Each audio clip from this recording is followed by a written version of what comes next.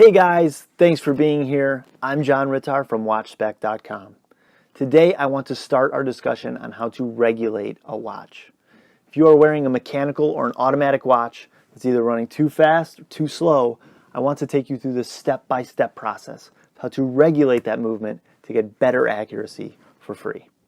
So if you're ready, let's get started.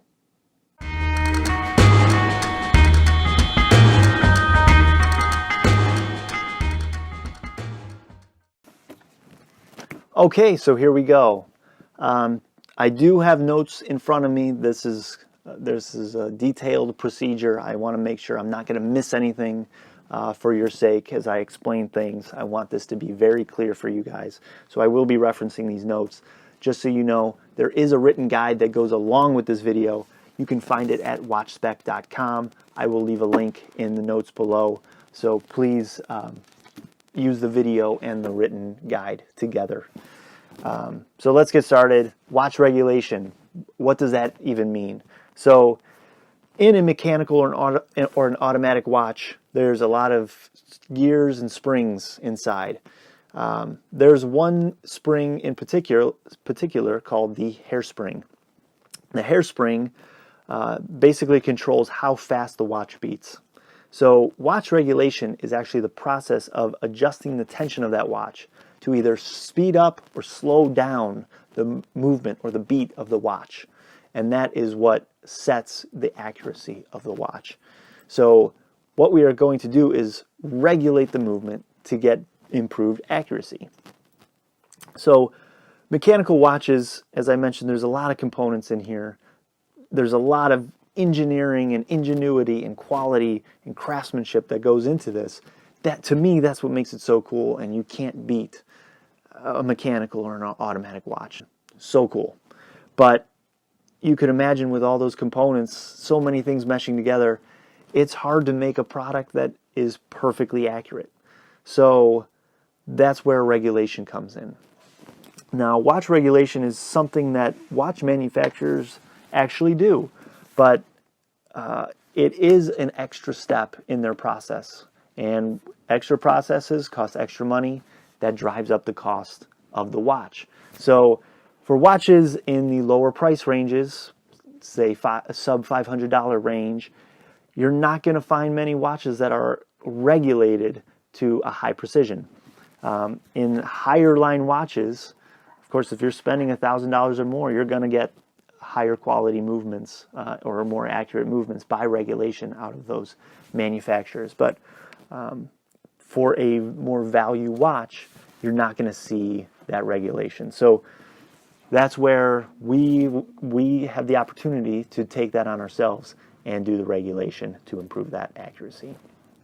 So the next step is asking, is regulation right for me? So there's a lot of questions you should be asking yourself about that. So first is, for the watch that you're considering, what's the value? And I don't only mean monetary value, I also mean sentimental value.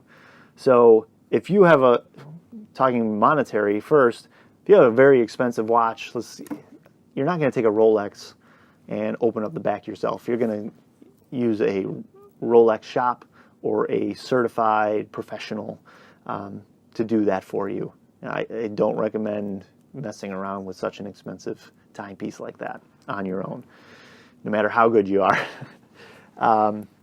But you also have to consider sentimental value. If it's a watch that was handed down for generations, it's not something you want to tinker around with and try it out yourself. Take it to a professional. Next question you have to ask yourself is about your own capability. So what's your confidence level that you can perform this procedure? And for that, I recommend you read through the entire procedure before you begin, so you know what to expect and what you're going to need to do with your watch to gain that confidence and judge for yourself if that's something you're confident in taking on. But also regarding your capability, do you have the steady hands, the coordination, the eyesight you need to handle such small components? So please consider that.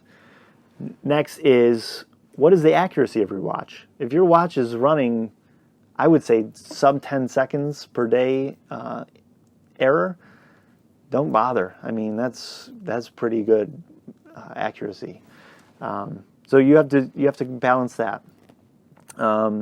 If your watch is running terribly fast or terribly slow, or it is fluctuating from slow to fast in a huge range, regulation is not going to be right for this watch. It sounds like there's something wrong with that watch in that case.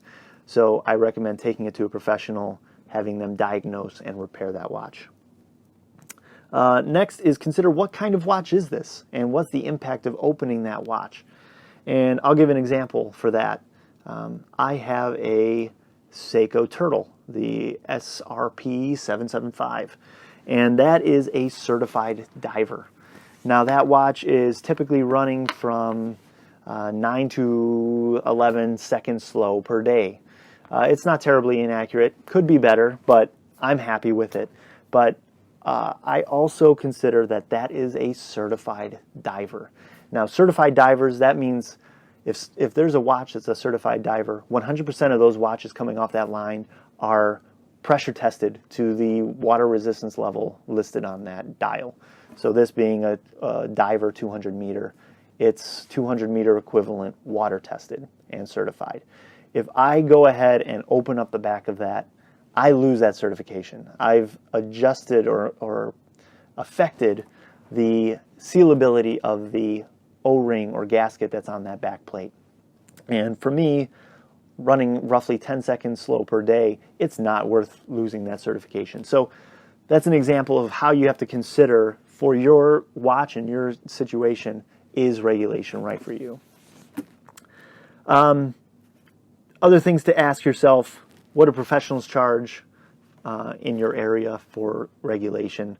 Unfortunately, I think it is quite pricey, in the $200 range or so. But you can call around and ask and see if that price is reasonable to you. If you are going to proceed with this, does your watch have an O-ring on that back plate? If it does, I highly recommend you replace it. They're cheap, and replacing that O-ring just guarantees that any water resistance or dust protection, you're going to guarantee that with a new seal. So look into that before you do this. Get that O-ring. Do you have the proper tools?